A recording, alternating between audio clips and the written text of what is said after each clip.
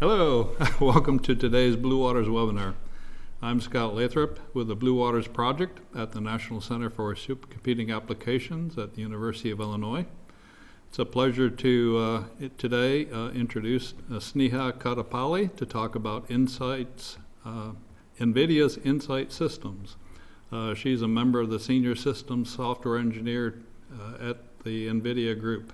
So with that, I'd like to turn it over to Sneha and welcome you and thank you for joining us. Thank you for the introduction, Scott. Welcome to the webinar, everyone. The goal of this webinar is to introduce you to performance optimization using NVIDIA's Nsight systems. This presentation is meant for both beginner and advanced users of the GPU. Nsight systems can be downloaded free of cost from the developer website. This requires you to register with NVIDIA's developer program, which is again free of cost. In this presentation, I'll introduce you to Nsight systems, highlight some of its main features, and I'll do a short demo walking you through a couple of reports. And I'll present two case studies, really simple examples that demonstrate how to optimize application performance using Nsight systems. And I'll go over some common optimization opportunities that can be spotted using the tool. And I'll compare Nsight systems with other tools out there. And finally, I'll wrap up by mentioning NVIDIA's offering of tools that go beyond Nsight systems. If you're watching this webinar, you obviously care about optimizing your software and understand the importance of doing so. Your goal may be to reduce the simulation time when running your scientific codes, or your goal may be to reduce the training time for your neural networks. No matter what your goal is, the typical optimization workflow consists of three main steps. The first step is to profile the application. Next, inspect and analyze the results to identify any performance bottlenecks. The third step is to tune or tweak your code to address these bottlenecks. Once that's done, you go back to profiling to verify if the tuning actually worked. And if it did, you go on to identify the next optimization opportunity, and you continue iterating through this process until you hit the desired performance. Now, as you can see, it's critical to choose the right profiler to help you through this process. One that can help you find the right optimization opportunities that give you the best return for your efforts. One of the main reasons to port computationally intensive code to the GPU is to achieve an increase in performance. The CPU is optimized for serial tasks, whereas the GPU, with its thousands of cores, is optimized for doing several parallel tasks all at once. To help you squeeze out every bit of performance from the GPU, NVIDIA offers Nsight systems, which is a system-wide performance analysis tool. Now, there are profilers out there that focus solely on the CPU, or they may focus solely on the GPU. Nsight systems is uniquely designed to focus on your application's algorithms. It helps you scale your application efficiently across multiple CPUs and GPUs on the system, whether you're running on a Quadro workstation, a DGX, or on one of the nodes of your favorite HPC cluster. Nsight systems helps you balance your workload across the various compute units on the system. It helps you find the right optimization opportunities to improve your application's performance. Let's look at some of the main features of the tool. Just like a good detective traces the steps of a criminal, Nsight systems can track your application's behavior. The report consists of a timeline view, such as the one shown on this slide. It's a timeline of your application's execution. This view consists of several timeline rows, each of which represent how your application is interacting with the various system resources over the course of its lifetime. Now, if you've never seen this before, it might look like a very busy view. But to help you out, in the next few slides, I'll highlight the main features of Nsight systems by going over the various parts of this timeline. And I'll also explain how it helps you investigate any performance bottlenecks in your application. Nsight Systems shows you how the various CPU cores on the system are being utilized by your application's OS threads. In this screenshot here, we're looking at 7 seconds of the application's timeline. Up above here is the time ruler. 0 is when profiling started. And as time progresses, you can see how each of the CPU cores are being utilized. Now, this kind of visualization, it's really easy to locate any idle periods on the CPU core. Time that can potentially be used by your application to speed things up.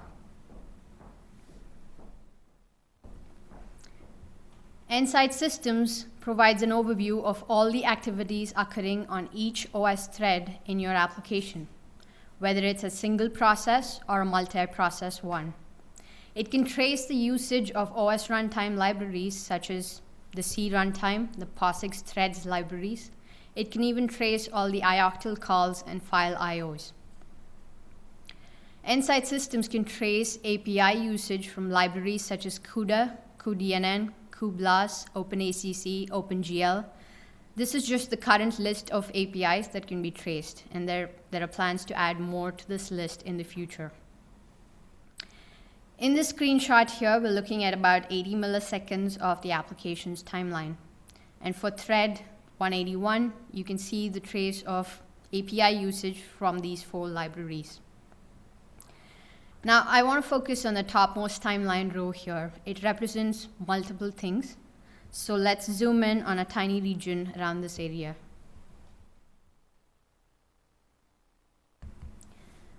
Firstly, this row represents the thread state transitions. You can see that the thread went from waiting to running, and it alternated between the 2 states once more. And while the thread was in the running state, this line right here represents which CPU core it ran on. And if you hover your mouse cursor over it, it gives you a tooltip with more details about the CPU core. In this case, it was CPU core 21. And right above it, in black, is the average CPU core utilization chart. Now, granted, we are looking at just 1 millisecond of the timeline here. But you can imagine if you're zoomed out all the way to take in the bird's eye view of the application, this visualization, by looking at it at a glance, you can tell how active your CPU thread was. This is the power of visualization to give you insights like this. Hence the name of the tool, and Nsight Systems. The OS runtime libraries trace can help you identify time periods when the thread is blocked from making forward progress. It could be blocked while waiting on a semaphore or a mutex, or it may be blocked because it's waiting on a file IO or waiting on an ioctl to complete.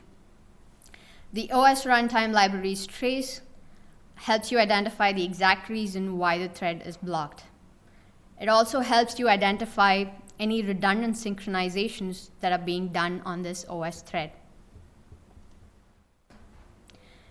For time-consuming calls to the OS runtime libraries, Nsight Systems captures backtraces. This can help us understand the reason behind any slowdown on the CPU side. The CUDA API trace, with it you can see when kernels are exactly dispatched from the OS thread. You can also see when memory operations are initiated from the CPU. Nsight Systems gives you a trace of when work was executed on the GPU. In this screenshot here, you can see that the system had Tesla V100 GPU. And you can see all the CUDA streams that ran on it. And under each CUDA stream, you can see all the list of kernels that executed on the GPU. Notice how the CUDA kernels are represented as blue ranges in each timeline row. If you hover over it, Nsight Systems gives you a tooltip giving you more information about the CUDA kernel, its begin and end time, its grid size, block size, and more details of that kind. It also gives you memory operations, such as the memset, the host-to-device memcopy, and the device-to-host memcopy as well. Now, it's not shown on the screenshot, but you can also see device-to-device memcopy and peer-to-peer memcopies as well if the application used it. Now, notice how these memory operations are shown as red ranges in this timeline row. Now, I want to focus on the topmost timeline row here. It's called the CUDA device row. It's an aggregate of all the activities that transpired on the GPU. On the CUDA device row, you can see blue and red graphs. The height of the blue graph indicates the average CUDA kernel coverage for that segment of time.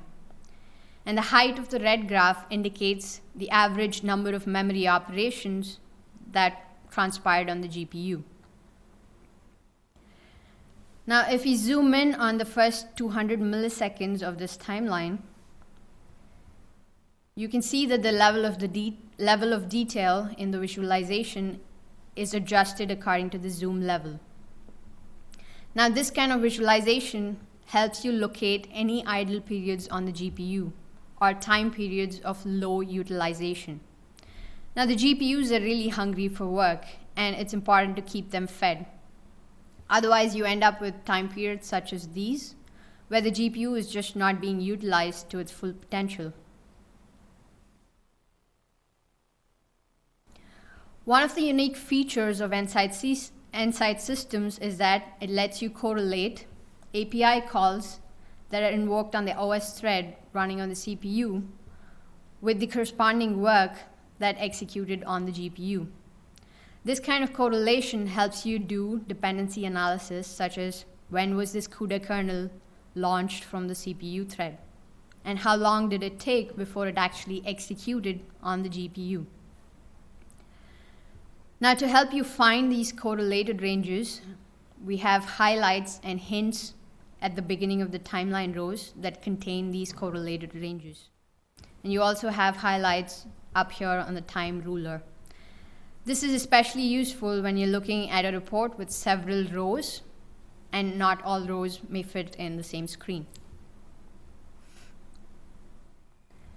Switching to the next feature, Nsight systems can sample the OS threads in the application at regular intervals, capturing back traces. Now, if you've used any CPU profiler, this view should look familiar to you.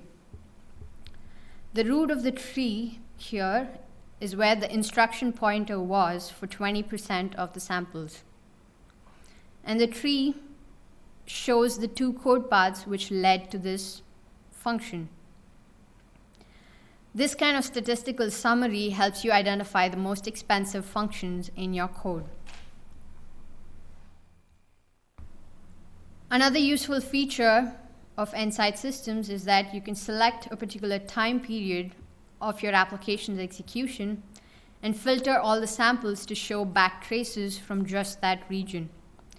This is helpful if you want to drill down into hot functions in that time period.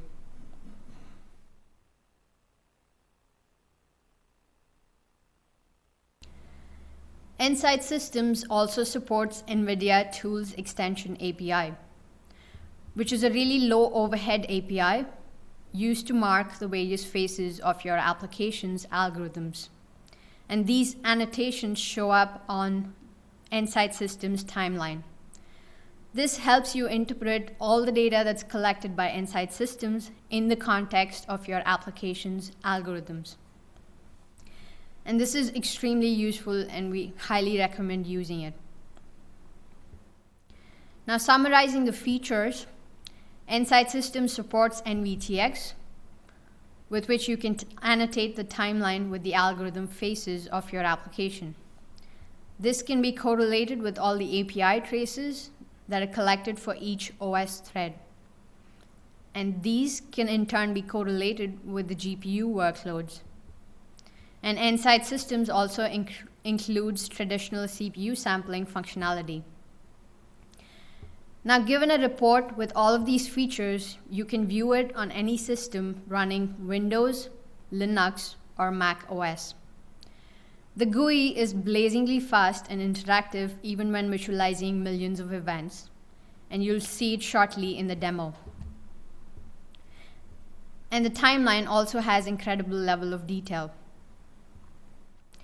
Now, how do you collect all of this data? There are essentially two modes for data collection. The first mode is to use the GUI. Nsight Systems has host-target architecture, which allows you to launch remote collections on Linux target systems. This requires an SSH connection between the host and the target. Or if you're running the GUI on a Windows or a Linux system, you can run collections directly on the local host. The second mode of data collection is to use the command line interface, which is currently available only on Linux x86-64 target systems. The CLI can be used to collect data directly on the target system. You can bring back the results and import into the GUI at a later time. This is especially useful to profile on servers which are behind 3 different firewalls, or to profile inside of containers that have no UI access. Now I'll switch gears on you a bit and show you a demo walking you through a couple of reports. The first report here is a profile of visual molecular dynamics, which is a really popular visualization tool for large biomolecular systems. And this application ran on a system containing 8 CPU cores and 2 GPUs, the Quadro GP100. Now expanding on the CPU view, you can see how the various CPU cores are being utilized. From this view, you can tell that at any given point of time, there's only one CPU core actively being used. So even though the application has 19 threads in it, it's behaving like a single-threaded application.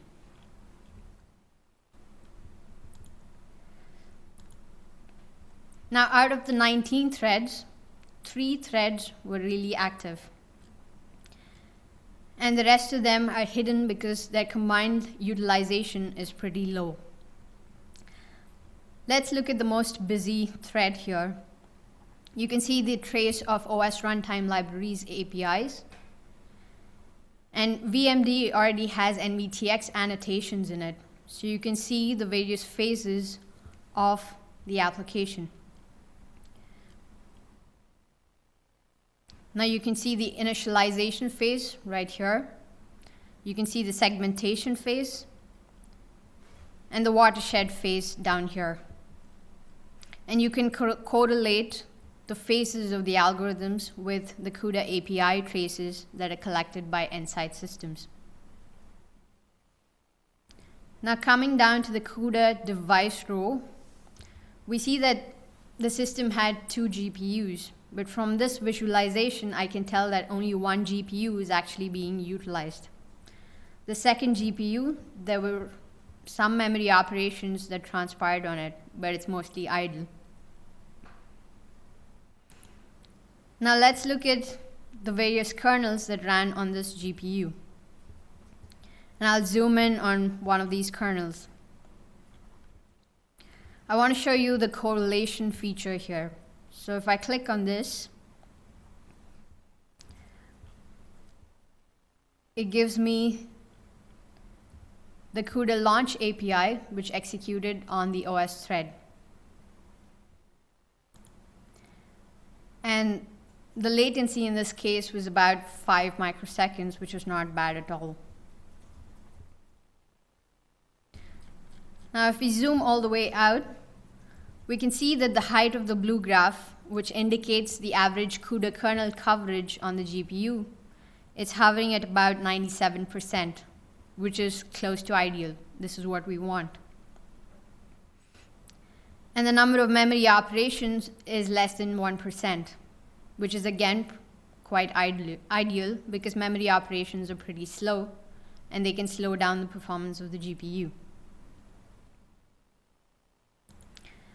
Now looking at the statistical summary down here from the periodic sampling of the threads, we can see that the most expensive function was this volume gradient, which took up about 20% of the samples. And you can see all the back traces, the code paths that led to the application being in this function.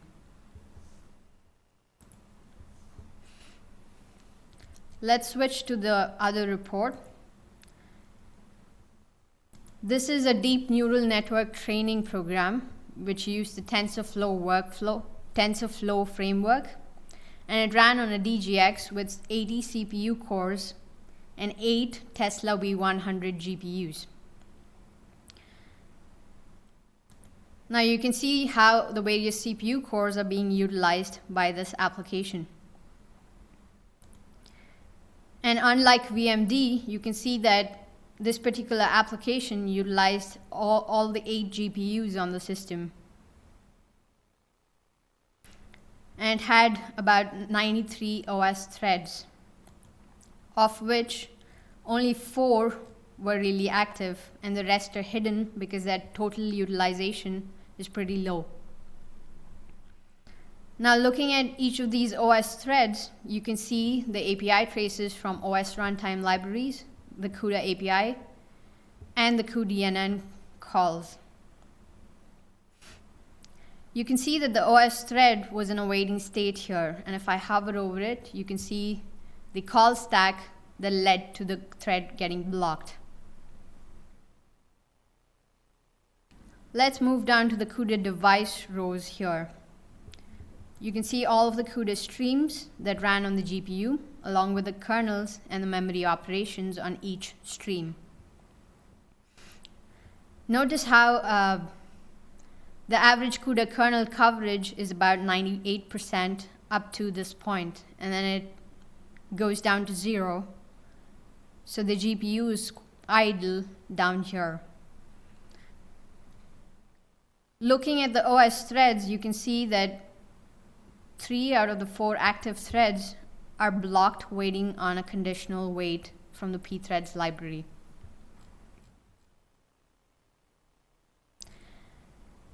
Now that you've seen all the features of the tool, let's see the optimization workflow with Nsight systems in action.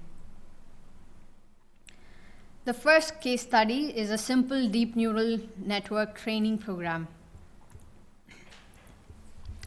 It trains on the MNIST database to recognize handwritten digits. This sample is taken from PyTorch's GitHub website, and it's one of the basic examples in the PyTorch package, which is accelerated for using the Volta GPU. Now the training in this program is done in batches and epochs. For each batch, data is loaded from the database and it's copied to the device, in this case the Volta GPU. And the forward pass and the backward pass of the training is executed on the GPU. Now let's look at the code snippet. This is Python code. You can see that for each batch, data is copied to the device, and here's the forward pass and the backward pass of the algorithm. Now timing the execution of this program, we see that it takes about 89 seconds to run on a Quadro Volta GPU. So the first step of our optimization workflow is to profile it with Nsight systems. Here's the command line that I used. NSys is the name of the command line interface of Nsight systems. The profile command tells the CLI to launch this application and profile it until it exits. And this is the set of APIs that have to be traced. And this is the name of the output file, which can be imported later in the GUI. And this particular switch tells the CLI to direct the output of the application to the console.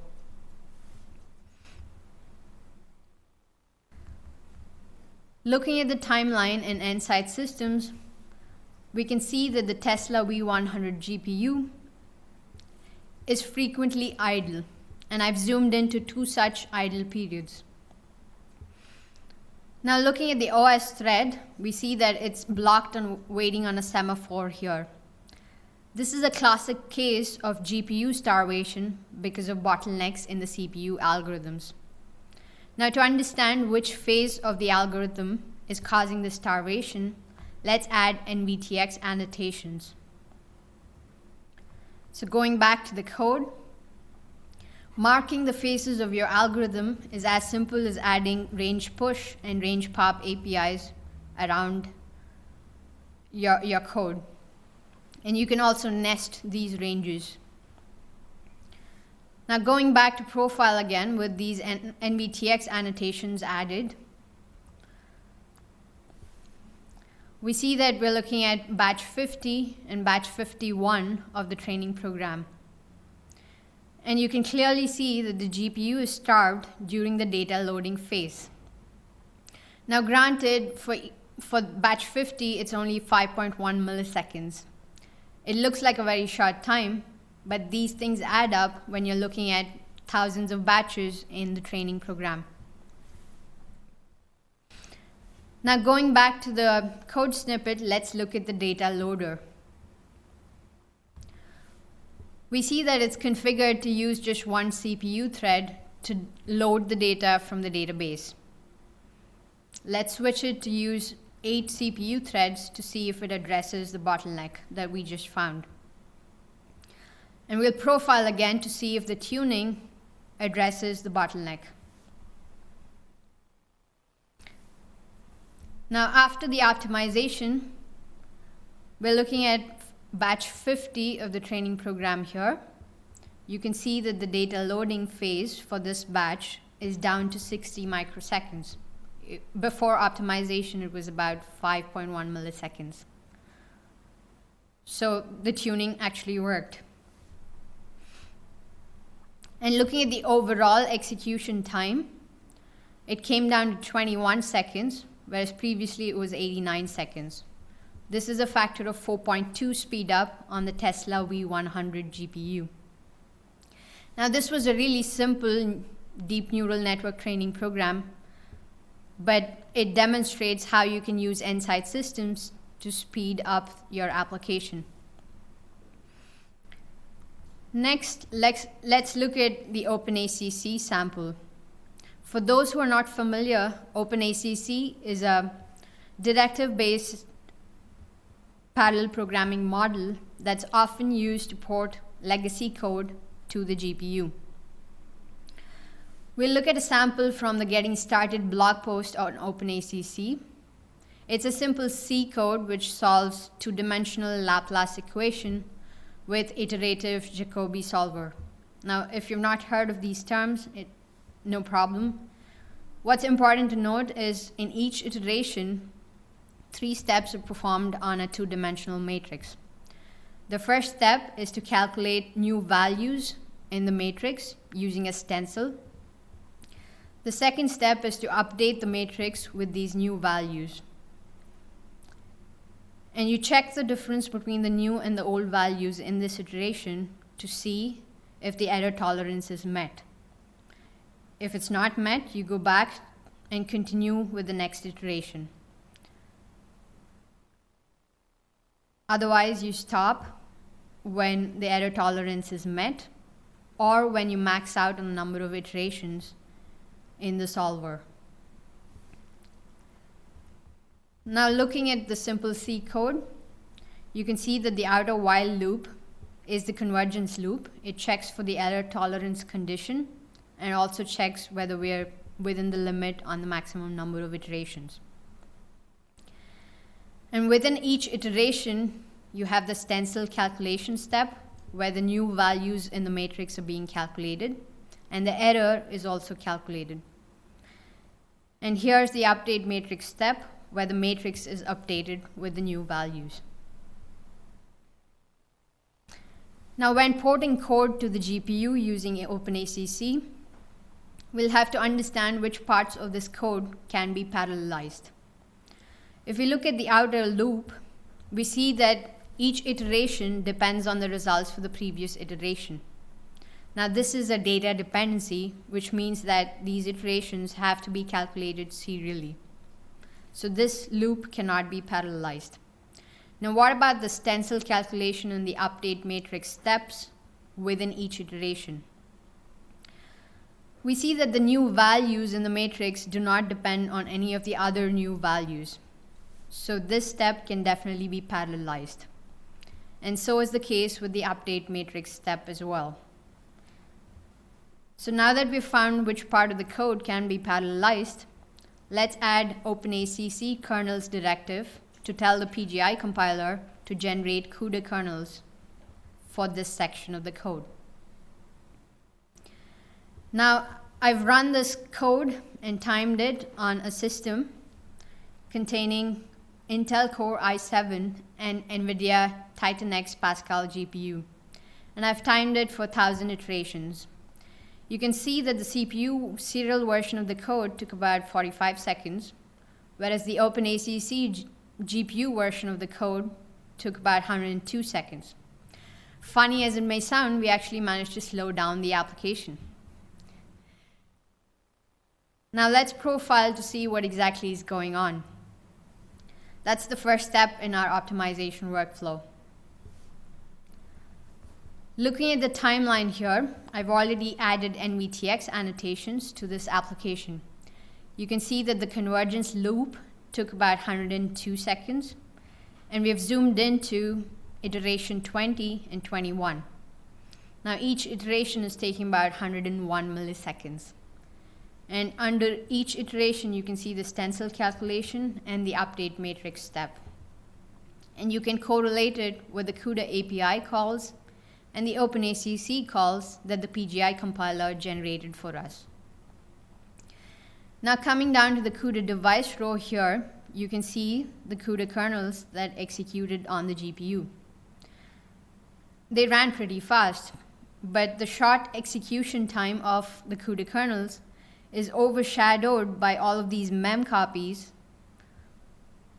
before and after the CUDA kernels. You can see that data is being copied from host to device, that's CPU to GPU, before the CUDA kernels are executed. And after they are run, data is being copied from device to host, that is GPU to the CPU. Now these mem copies are done on a PCIe link, which is pretty slow. Now this is a classic case where excessive data copies are slowing down the GPU. Now that we know what the problem is, let's go back to the code. Now the PGI compiler is being conservative here. Because we have not given it any hints, it's copying matrix A, new A, onto the GPU before entering the kernel section, and it's copying out back to the CPU when exiting the kernel section. Now looking at the loop, you can see that we're not doing any computations on the CPU with A or A new. So data can actually be reused across the CUDA kernels. So let's add OPENACC data directive to tell the PGI compiler to copy matrix A to the GPU before starting the convergence loop, and to create a new so that both these matrices can be reused across the iterations of the convergence loop. Now that we've tweaked the code, let's profile again to make sure the tweak actually works. Now looking at the timeline in Nsight systems report, I've zoomed into the same iteration 20 and 21, and you can see that each iteration time came down to about 1.7 milliseconds. Previously it was 101 millisecond or so. And down here on the CUDA device, you can see that the CUDA kernels ran without any excessive data copies slowing them down. So our tuning actually worked. Now looking at the entire application's execution, the height of the blue graph indicates the average CUDA kernel coverage, and you can see that it's hovering at about 97%, which is pretty ideal. Now looking at the overall execution time, our first version of the OpenACC code took about 102 seconds to complete, whereas the optimal version with the optimal data copies takes only about 2.3 seconds, which is a factor of 44 speed up. Now granted, this was a very basic example showing a very basic optimization technique. For more best practices, do check out the resources page on openacc.org. Now with these two case studies, we saw two common optimization opportunities. With the first simple DNN training program, we saw CPU algorithm bottlenecks that were starving the GPU. And with the OpenACC sample, we saw unnecessary memory operations that were slowing the GPU down. Now, if you want to explore the rest of these common optimization opportunities, which can be easily identified using Nsight systems, do check out the blog post on Nsight systems on NVIDIA's website. And I also recommend watching the GTC San Jose talk earlier this year, given by John Stone and Bob Knight. John Stone is a senior research programmer who works on visual molecular dynamics, which I mentioned earlier. In this talk, he points out the various optimization opportunities which he could spot in his application using Nsight systems, and finally was able to achieve a factor of 3 to 4x speed up. Now comparing the tool with the other tools out there, Nsight systems supports profiling on Linux and Windows systems that have Pascal or newer GPUs with x86 64 CPUs. Now we have a version of the tool that also supports Tegra SoCs. And these are the list of APIs that can be traced. Now these slides are going to be shared with you at the end of the webinar, so you can look at this slide in more detail offline. Couple of notes if you want to profile on BLUEWATERS. Nsight systems requires glibc of at least version 2.14, whereas the BLUEWATERS nodes with x86 64 CPUs have version 2.11. So you'll have to use a shifter container with a newer OS to get around this restriction. And the CPU sampling functionality in Nsight systems requires a kernel version of at least 4.3. But BLUEWATERS nodes with x86 64 CPUs have an older kernel, so no CPU sampling data is going to be available. However, you can still profile and get API traces of all the libraries that I listed. You can also get NVTX traces and the GPU workloads trace. You can definitely use Nsight systems to profile locally on your workstation or development machine. The other requirements of Nsight systems is in the documentation, which you can check out. This webinar was all about Nsight systems, which is your go-to tool for system-wide application algorithm tuning. As you go through the steps of the optimization workflow with Nsight systems, you might come to a point where a specific CUDA kernel on the GPU might be the bottleneck. In such a case, we recommend you to switch to the standalone performance tool called Nsight Compute, which is aimed for debugging and optimizing specific CUDA kernels. And in the case of graphics applications, we recommend switching to Nsight Graphics, which is meant for debugging and optimizing specific graphics frame and shaders.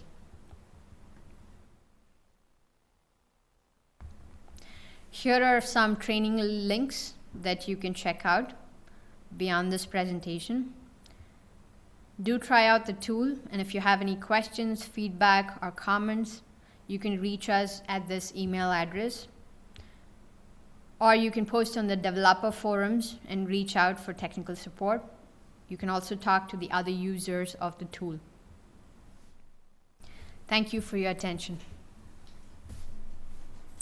Well, thank you very much. That was very useful. If you have questions, go ahead and post them either to the YouTube chat or to the Slack channel. And while we're waiting for you to post any questions, I'll ask one or two. How do people access the software, and can you talk about the cost? Sure. The software can be downloaded free of cost from NVIDIA's developer website. You'll have to register with NVIDIA's developer program, which is again free of cost.